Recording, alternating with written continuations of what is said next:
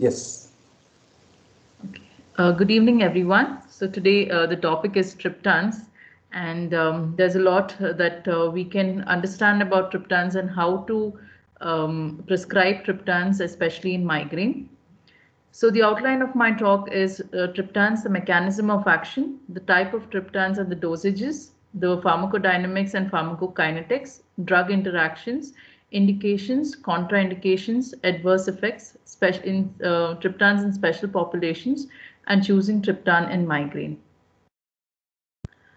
So, serotonin, to understand the role of triptans, a little bit about serotonin. It is a 5-hydroxytryptamine. It is a monoamine neurotransmitter that is biochemically derived from tryptophan. Now, there are 13 5-HT receptors, that is 5-HT1, 5-HT2, and 5-HT3 to 7. So, what we are focused on is 5-HT1 and specifically 5-HT1A, B, and D. So, out of the 7 receptors, this 5-HT1, 2, and 3 have been found on the trigeminal nerve endings. Now, how did they identify the role of serotonin in migraine? In 1980s, they found that intravenous infusion of serotonin aborted the migraine attack. And when they administered risperidone, which is actually a serotonin depleting agent, it was known to induce migraine. And when they reintroduced serotonin, the migraine attacks were aborted. So initially, the drugs that were used in migraine are these non-specific serotonin 5-HT agonists, that is the ergotamine and the dihydroergotamine. But they had several side effects, including platelet aggregation, bronchoconstrictions, generalized vasoconstrictions, GI side effects, cardiovascular side effects, and hence there was a search for specific serotonin agonists which could help in migraine. So the selective serotonin receptor agonist.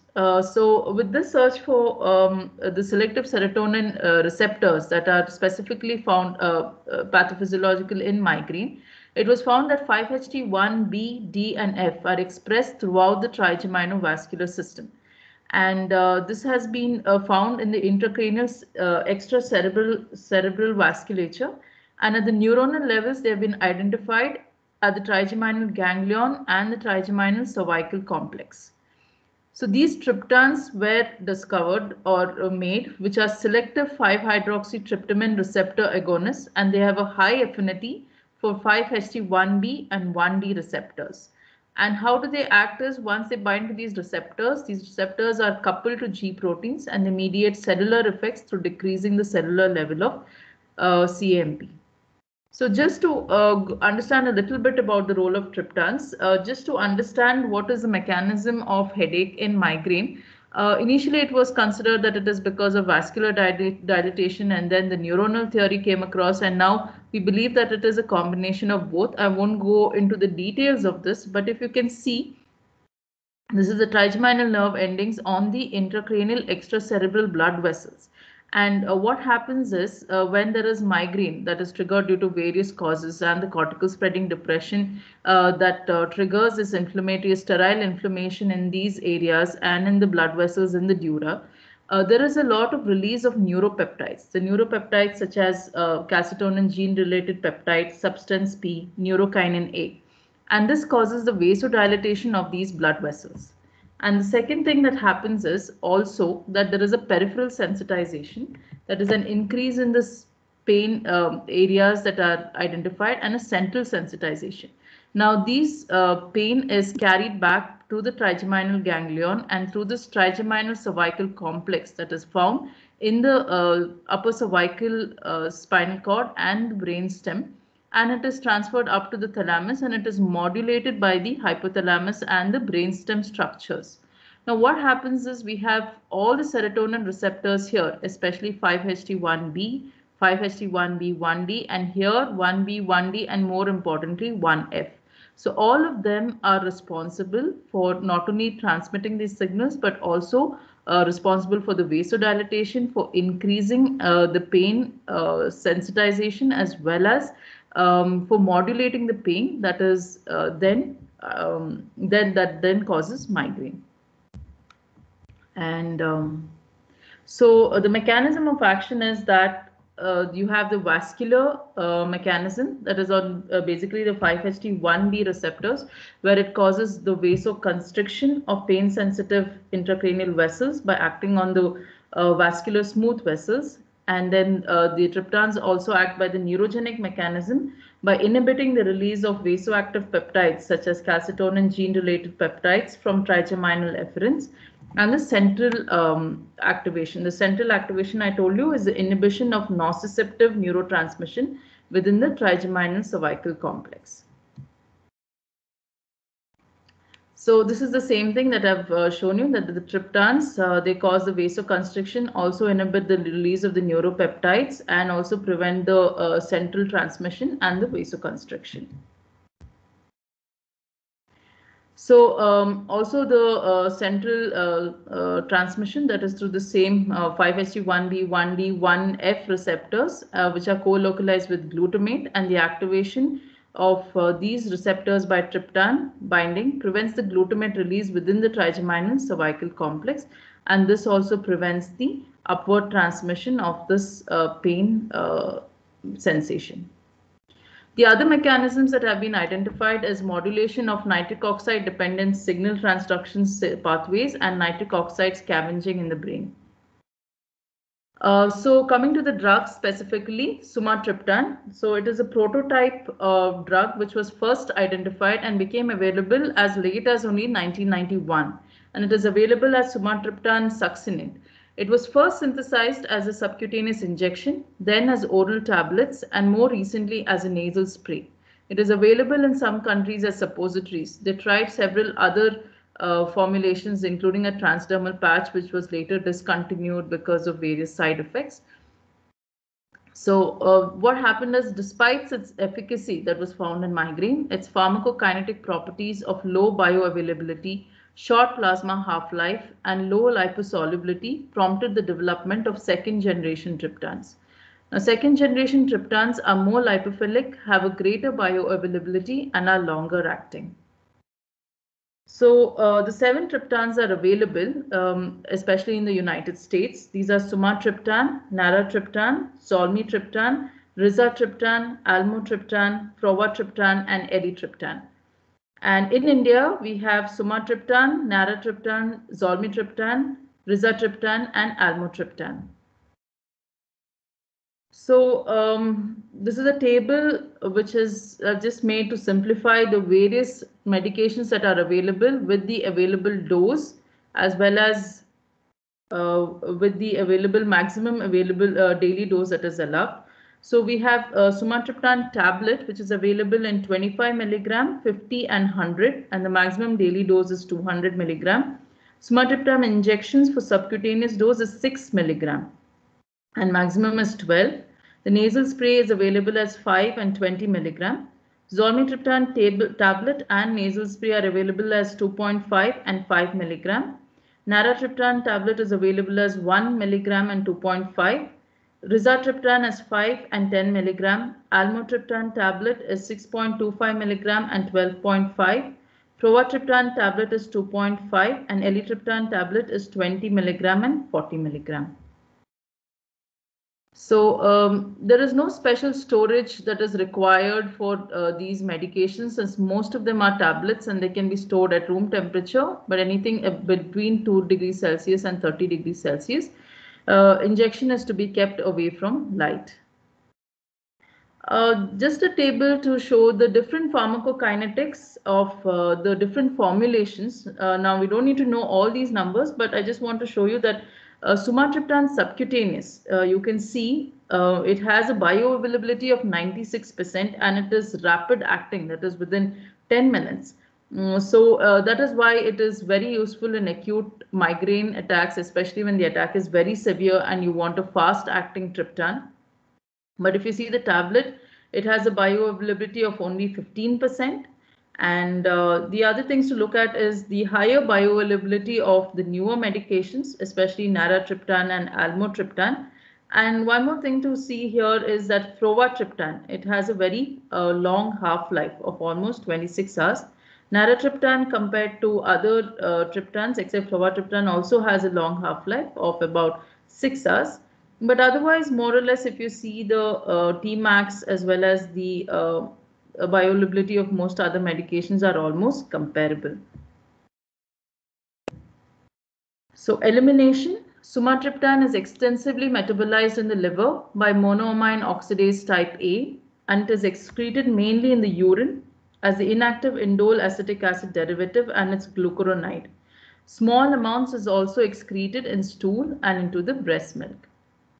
So the elimination of other triptans, sumatriptan and rizatriptan is metabolized only by monoamine oxidase A. Elytriptan, naratriptan and frovatriptan are metabolized only by CYP enzymes. Zolmi and almotriptan is metabolized both by MOA and CYP enzymes. The pharmacodynamics, the most important effect on the body is its effect on blood pressure. So there is a significant elevation in blood pressure, and in some patients it has caused hypertensive crisis, including in children. And this has been reported even if patients have not had a history of hypertension. But interestingly, it did not have much of an effect on peripheral arteries. It did not increase the peripheral arterial resistance, nor did it increase the heart rate. Now, some of the important drug interactions that we need to be aware of while administering triptans is monoamine oxidase inhibitors. So when any monoamine oxidase inhibitors are given, they can increase the bioavailability of triptans to a large extent. And this can cause an increased effect and increase the incidence of side effects. So even up to 2 weeks of stopping these monoamine oxidase inhibitors, triptans should not be given. Now we have serotonin reuptake inhibitors. They are not completely contraindicated, but in a few patients they have found that it can cause something called as a serotonin syndrome, which I will talk about later. And if we are combining these medications with serotonin reuptake inhibitors, they need close monitoring, and also the patient needs to be aware of the symptoms that he needs to watch for. And one triptan should not be combined with another triptan. If patient has received one triptan or an ergotamine, up to 24 hours, he cannot receive another triptan. Some of the specific drug interactions, as I told you, most of them, the ones that are metabolized by the monoamine oxidase inhibitors are contraindicated. Some of the specific interactions are zolmitriptan. When it is given with cimetidine and oral contraceptive pills, there is an increase in the half-life. Rizatriptan, it has been found that with rizatriptan, frovatriptan and elytriptan, when it has been given with propranolol, that is especially important because we use propranolol as migraine prophylaxis. There is an increase in the half-life of these medications and increased incidence of side effects. So it has been advised to use these drugs at the lower doses that are prescribed for migraine and not to give the highest dose. Elytriptan, when it is given by CYP3A4 inhibitors such as ketoconazole, itraconazole, clarithromycin and ritonavir, there is an increased bioavailability of elytriptan as well. So since there are multiple drugs to be covered, I have just put up the important clinical drug interactions and the pharmacokinetic effects that we need to keep in mind. Now coming to indications. Now the main indications of triptan is acute treatment of migraine with or without aura in adults. It is not indicated for prophylaxis of migraine presently, and it is not indicated for certain subtypes of migraine, which I will come to later. And all triptans have been, there have been multiple studies, both placebo-controlled trials as well as head-on-head trials with other triptans to identify efficacy in migraine with or without aura. Some of the other indications for triptans, we have sumatriptan subcutaneous injection has been prescribed for acute treatment of cluster headache, and this is FDA approved. Zolmitriptan nasal spray has been tried for cluster headache, but this is not FDA approved. And sumatriptan has been tried for treatment of migraine in children and adolescents, which I will tell you in detail later. And frovatriptan has been used in many prophylaxis in menstrual migraine, although it is not FDA approved. We saw that Provatriptan has got a long half-life and an elimination half-life of almost 26 hours, which makes it quite useful for a short prophylaxis of 3 to 4 days in menstrual migraine. And there are several studies which have been found that provatriptan has been found to be effective for this. Now, how do you prescribe a triptan in migraine? I'm talking about triptans as a broad group. We will go to specific triptans a little later. So it should be given early during a migraine attack, but not during the aura phase. Now, triptans are most effective if taken early in a migraine attack while the pain is still mild. It reduces the headache recurrence, prevents disability, and possibly reduces the central sensitization. So there was a lot of controversy whether triptans can be given during aura, and now the FDA has approved triptans in migraine with and without aura, but we still follow that they should not be given during the aura phase. This is because of a couple of reasons. One thing is when they did the studies, they found that when given during the aura phase, it did not show a significant benefit over the placebo. And also they had a problem where initially it was difficult to identify or differentiate migraine aura from early stroke symptoms. And there was a theoretical question of whether the triptans were triggering the vasoconstriction and causing strokes. Also, migraine patients themselves have a higher incidence of strokes, and especially when migraine is not completely well established, stroke may be mistaken for initial headache, or stroke may be mistaken for migraine, and hence it is not to be given in patients where migraine is not been, the diagnosis of migraine is not completely established, or patients are having complex aura presentations. Now the repeat doses.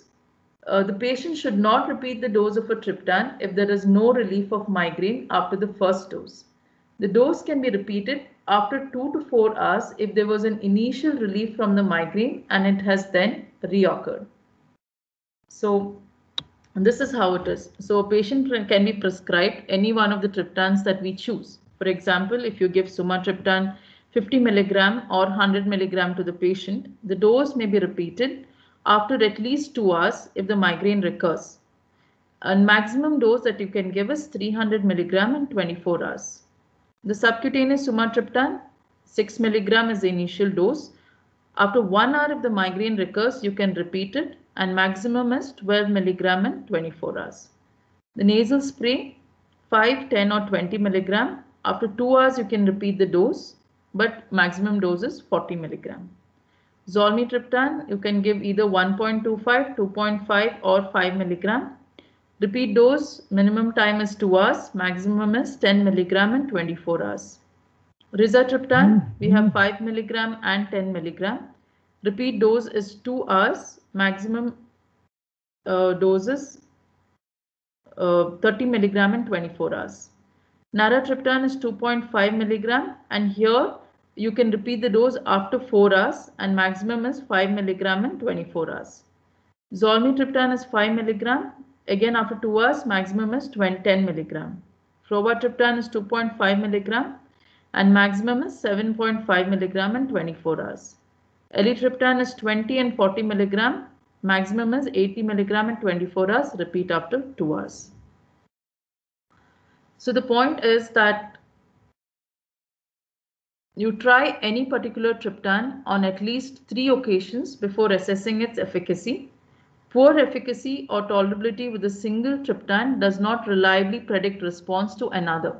So on 3 occasions, if the patients have not had a relief with headache or not complete freedom from pain, then you can try another triptan, and just because the patients do not respond to one triptan doesn't mean that they don't respond to the other triptan. So the tablets are easily available and can be taken with fluids. To tell you a little bit about subcutaneous sumatriptan, it is available as a subcutaneous injection, but most companies have this auto injector. So there may be 2 types. This is a single cartridge that is available, and this is some of the brands that are available in the United States, which come with the case, and they have 2 pre-filled syringes. So mostly what we have available in India is a single-used auto injector. So it comes like this. There is a white cap here. Here there's an indicator for the injection that is present inside. And this is the barrel, and this is the blue activation button. So do not remove the white needle shield from the auto injector until you're ready to inject. Never put the white shield back. Don't take it out and put it back again. Never put or press your thumb, fingers or hands over the white needle cover.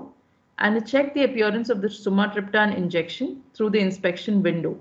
It must be clear, colorless to a pale yellow solution. If it looks discolored or cloudy or contains clumps, do not inject the solution. So identify an area where you will inject the auto injector. Use the auto injector generally where there is adequate fat, mostly on the thigh or on the arm. So initially first remove this white needle shield.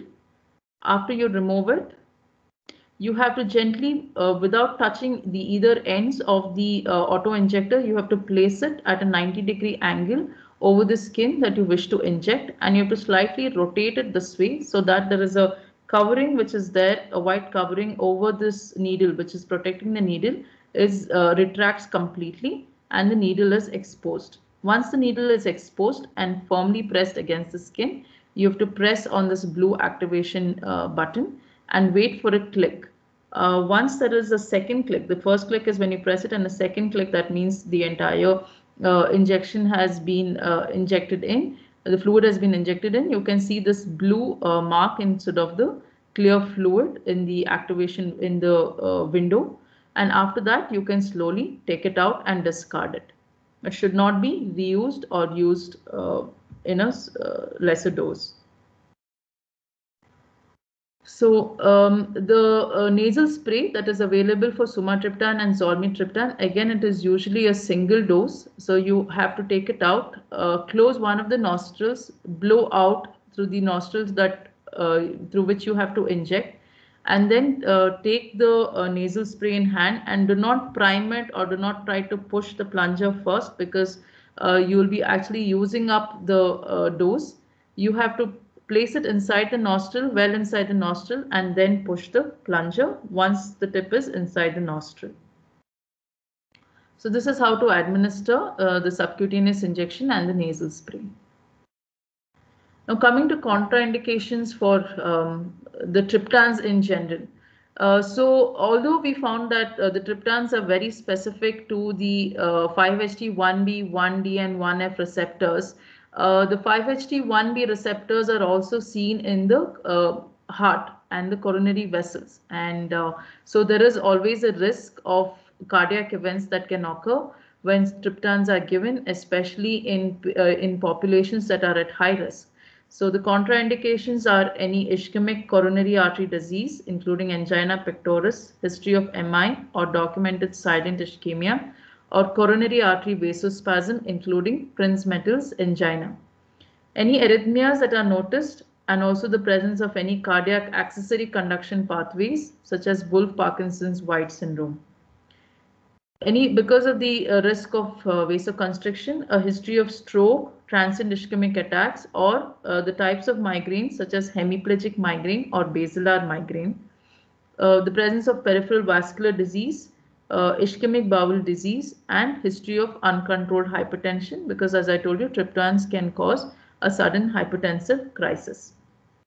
Some of these second generation triptans contain lactose, and patients with rare hereditary problems of galactose intolerance or glucose galactose malabsorption should not take this medication.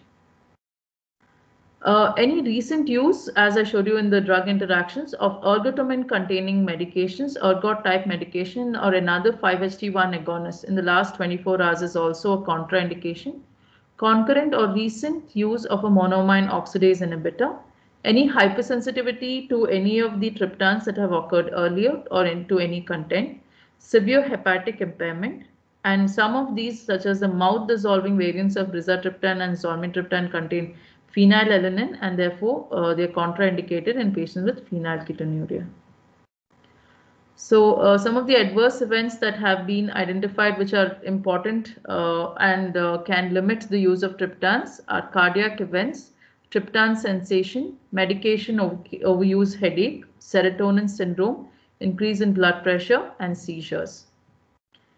So myocardial ischemia, myocardial infarctions, and Prinzmetal's angina. Prinzmetal's angina occurs because of coronary vasospasm. So because of the high risk of these events, especially in elderly patients, it has been recommended to perform a cardiovascular evaluation in patients who have risk factors such as increased age, diabetes, hypertension, smoking, obesity, and a strong family history of coronary artery disease. For patients who have a negative cardiovascular evaluation, you can give it, but the first dose has to be given in a medically supervised setting and performing an ECG immediately following administration.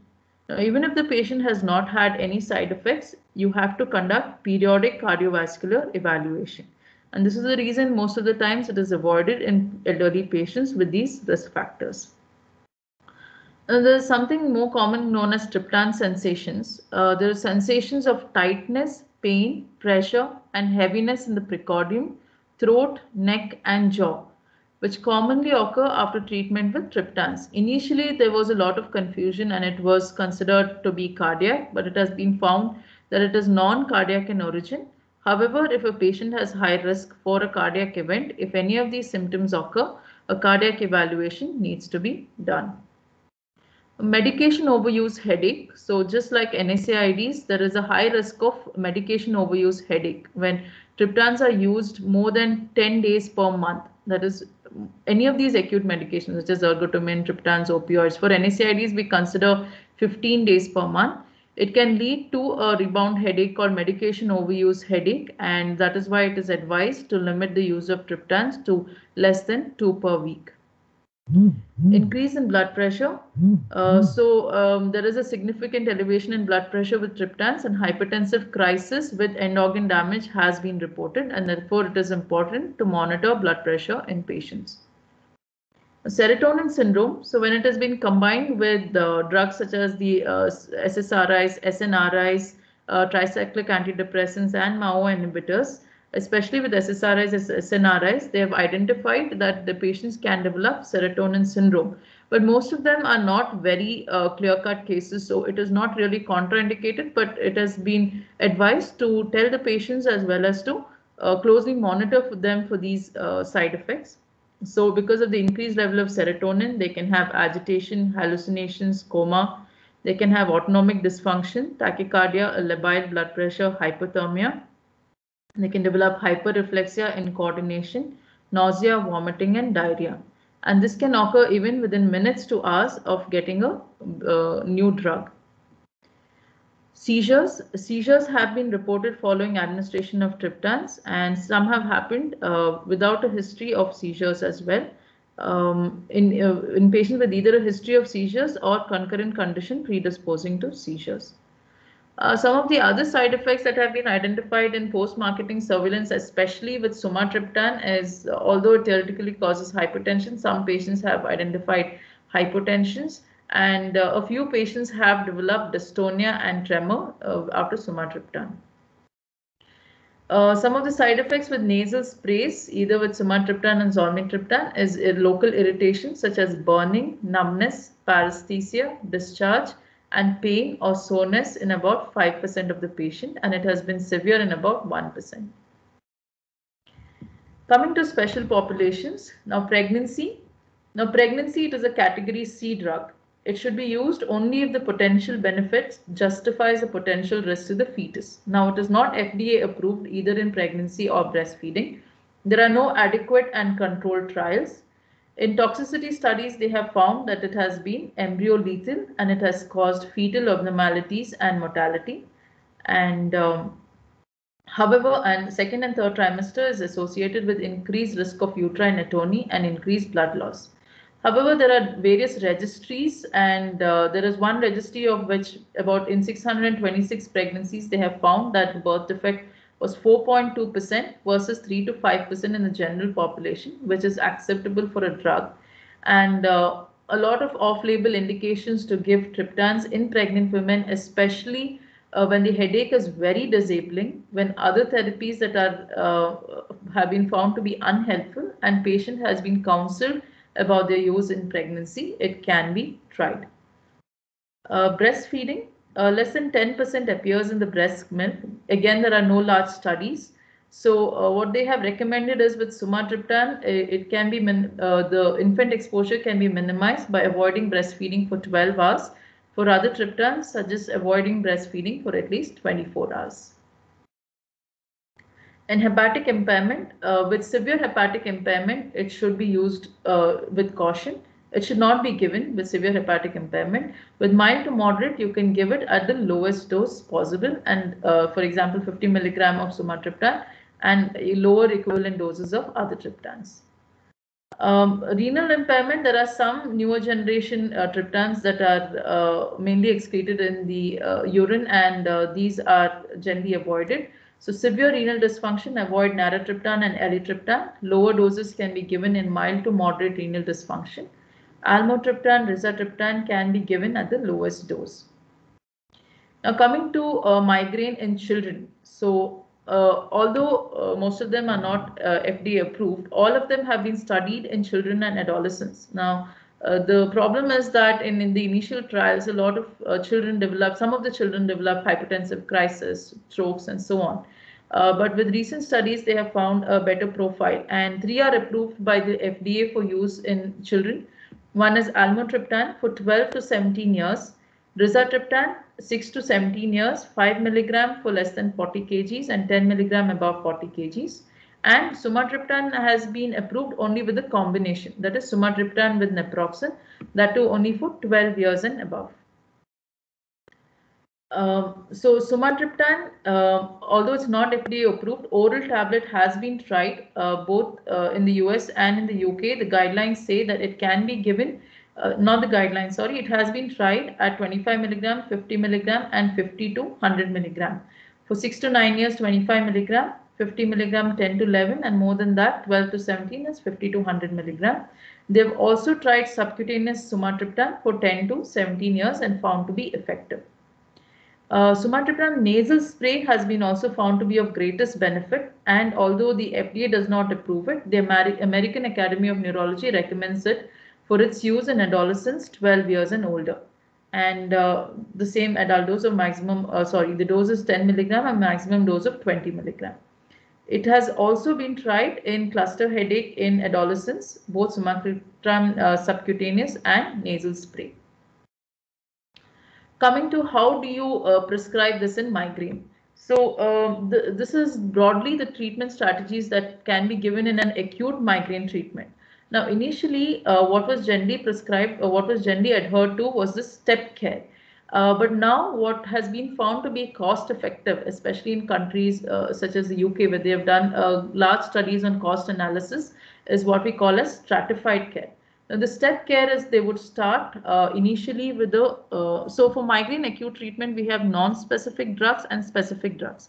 So non-specific drugs are just drugs such as NSAIDs, aspirin, whereas specific drugs are ergotamines and triptans. So initially they used to give, with a mild headache, they used to give first line treatment, that is NSAIDs or non-specific analgesic, non-opiate analgesic. And if the treatment was unsuccessful, then they would move to a migraine specific drug. So now what they have found is this usually was not very cost effective. The patients had a lot of disability and ultimately required the specific medication. So what is now adhered to is the stratified care. In the stratified care, at each attack, you assess the severity. If it is mild to moderate, we can stick to the non-specific drugs such as the NSAIDs. If it is moderate to severe, you can give a migraine specific agent.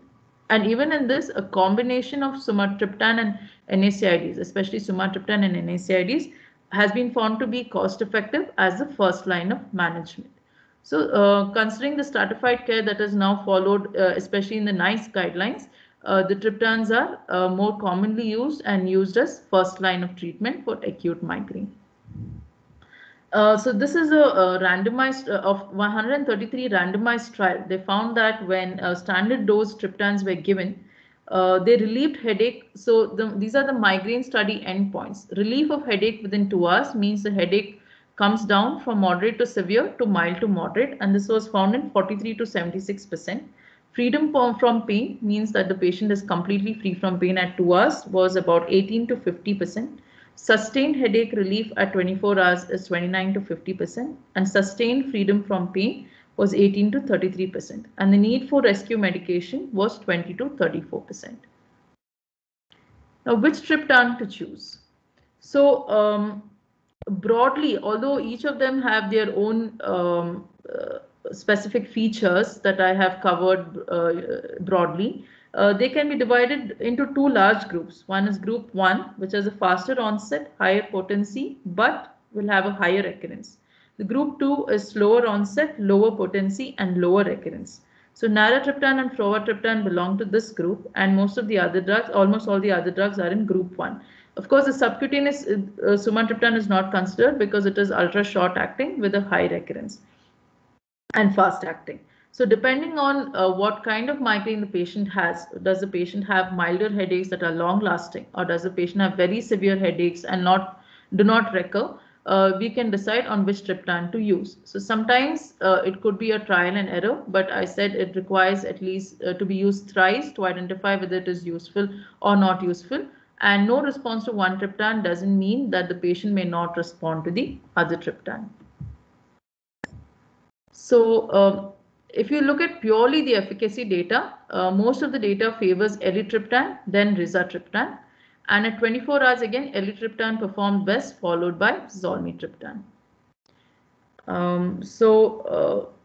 Some of the clinical trials that have been used are to show the therapeutic gain. Therapeutic gain is when the patient has had a response in the drug group compared to the placebo group or the other drug group, and the recurrence rates.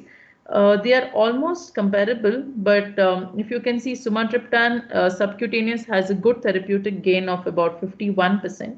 If you see almotriptan, frovatriptan, naratriptan, recurrence rates are low. So there are a few subtle differences that can be used. So elatriptan, rizatriptan again has a good therapeutic gain of about 20 to 40%. So you can use these features to decide which triptan to be used. Based on the number needed to treat, again this is the efficacy data. If you see, the elatriptan required only about 361 patients to be treated, so it had a better efficacy data. Sorry, that is 490 for sumatriptan 100 milligram. This is one meta-analysis which has tried to put all the information together in one slide.